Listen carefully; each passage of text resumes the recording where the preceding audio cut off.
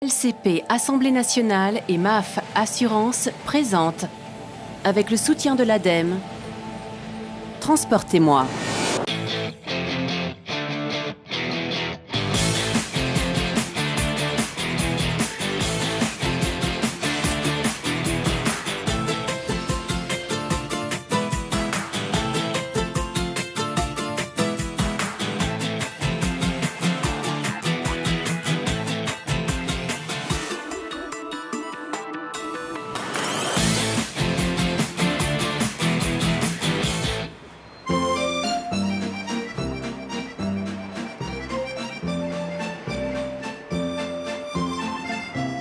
Bonjour et bienvenue dans Transportez-moi. Ce mois-ci, nous vous proposons un voyage inédit entre fiction et réalité dans le Paris du cinéma. Depuis sa création en 1895, le cinéma voue un amour passionné au transport, tous modes confondus.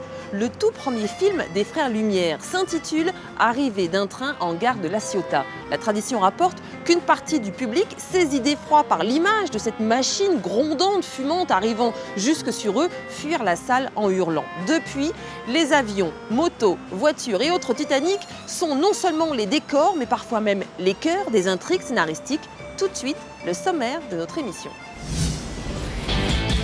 Lieu de rencontre, espace de voyage, promesse d'aventure, le chemin de fer et le 7e art, c'est une longue histoire d'amour. Mais comment s'organise un tournage? Quelles sont les contraintes? Plongez en coulisses lorsque le cinéma entre en gare.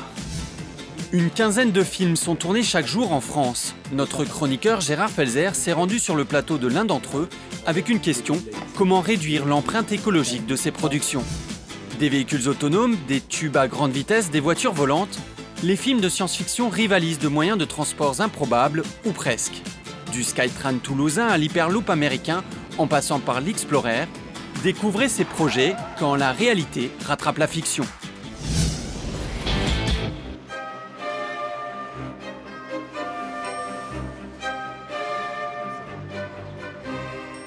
Bienvenue dans un train mythique, l'Orient Express. Le vrai, celui qui à partir de 1883 relia Paris à Istanbul et Athènes via les principales capitales européennes. Un wagon-restaurant, 3 wagons-lits et une locomotive sont exposés jusqu'au 31 août dans le 5e arrondissement parisien sur le parvis de l'Institut du monde arabe. Ici, tout est du cinéma, tout est collé. Du cinéma et pour cause.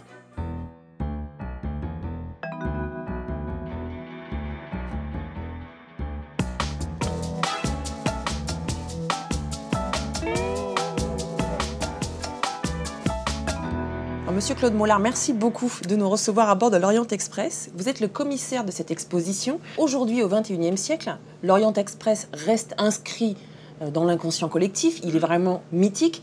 Est-ce qu'il est mythique à cause de sa véritable histoire, à cause de son tracé ou à cause de son rôle de star dans le cinéma?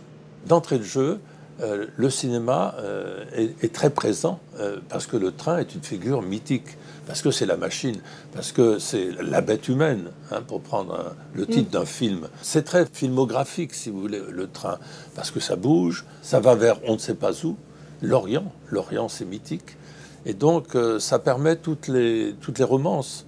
Vous êtes Agatha Christie, je suis Max Mallowan, son mari.